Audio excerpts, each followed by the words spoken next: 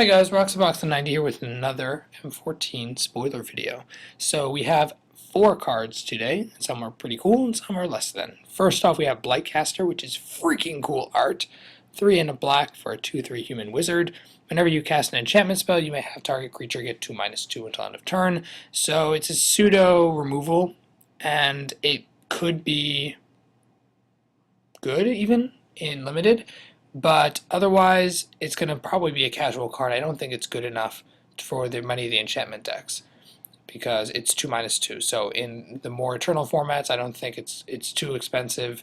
And in EDH, which I guess is eternal, but EDH is just way too weak for what it is.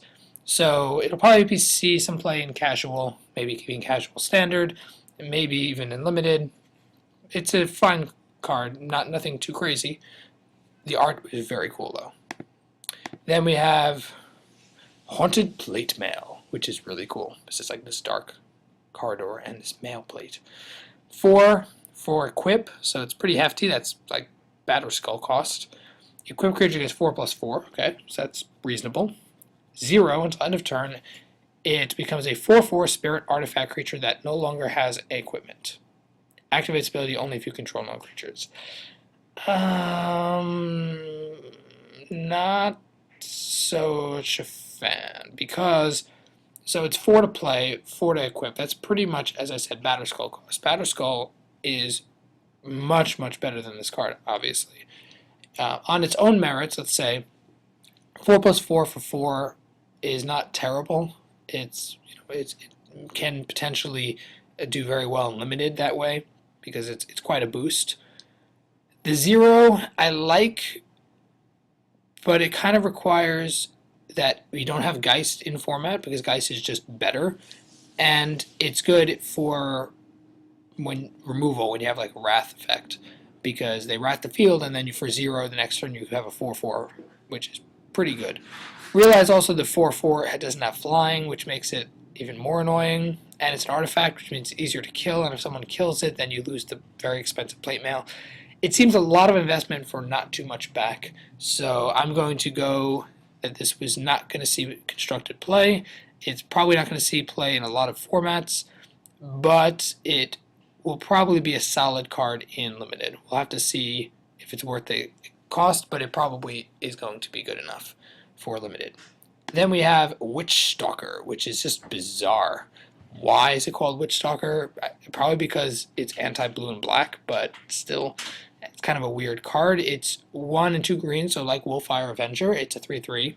So instead of flash hexproof, this is hexproof. And yeah, wish it had flash. I really do. But it has hexproof.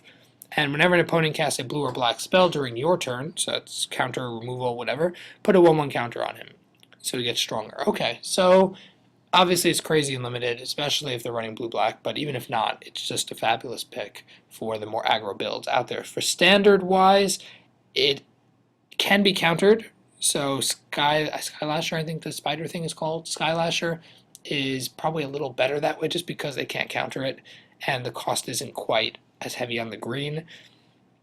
Let's presume it's out though, then they would cast removal probably to try to kill it, and it has hexproof anyway, so they wouldn't bother with removal.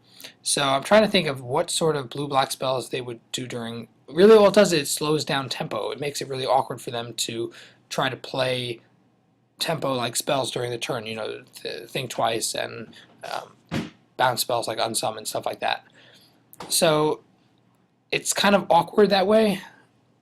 I don't think it's good enough. I think Wolfir Avenger is just better at this point. When Wolfir Avenger rotates, then maybe it could see constructed play. I think it could be good enough then. We'll also have to see if there are better removal spells and better blue tempo spells and what Theros brings to the table. So I'm going to say constructed viable, but not going to be seen play in constructed for a little while, I think. Lastly, we have Tidebinder Mage, 2 blue for a 2/2 Merfolk Wizard.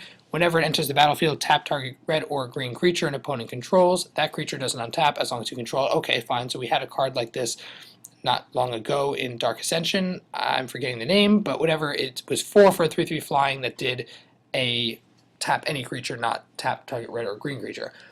What makes it so crazy is that it's a Merfolk. So besides for being very tribal and kind of awesome in that it taps down powerhouses in standards such as Thundermore Hellkite, among many, many red and green creatures that are very, very solid, it is going to be, I think, very viable. It's one of the best Merfolk I've seen in a while. It's going to be very viable in Eternal formats. I know in Legacy and Modern, this card will be really, really good tapping down and permanently tapping down. So they play Tarmogoyf, you play this, that you lock down their Tarmogoyf. That's just probably the best example off the top of my head. Locking down Tarmogoyf and having a 2/2 equally at the same time.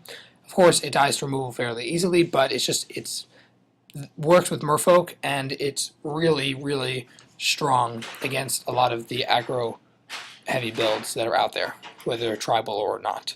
So it will probably see some sideboard play. It, at the very least, I would think sideboard play against red and green. Otherwise, it may even see more permanent play, maybe one of or two of, I would think. But we'll have to see how it plays out. Definitely going to see some sideboard play, probably even in Eternal formats. Yay, Wizards, you made a good Merfolk. So let me know your guys' thoughts about these 4 cards below in the comments section. As well, check out my channel sponsors in the description of the video. And as always, Roxybox90 signing out. I'll see you guys next time.